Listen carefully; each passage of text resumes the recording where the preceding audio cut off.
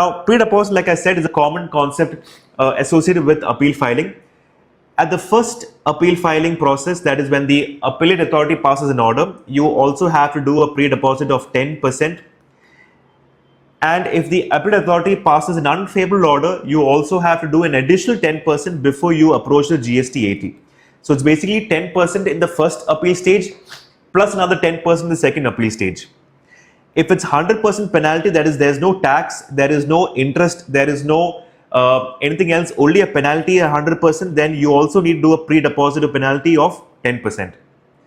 Now, suppose in the first level of the appeal, let's say the dispute amount was 50,000 rupees, against which you did a pre-deposit of 10%, that's basically 5,000 rupees.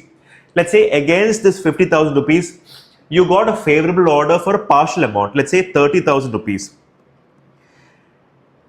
10% of that is 3,000 rupees. Now, you would think that, okay, because I got a favorable order for the partial amount of 30,000 rupees, that 3,000 rupees, what I paid, that what I paid actually as 10%, the 3,000 rupees, which is proportionate to the amount that's favorable for me, can I use it to set off against the next 10% that I'll file for the remaining 20,000 of disputed tax? So 50,000 is what I disputed, 30,000 is what I got in favor.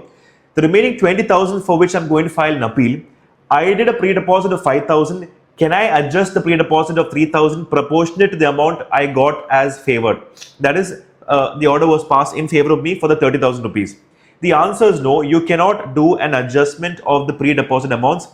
If you have deposited 10% at the first stage, no adjustments, you have to deposit another 10% of the disputed tax amount in the second stage as well.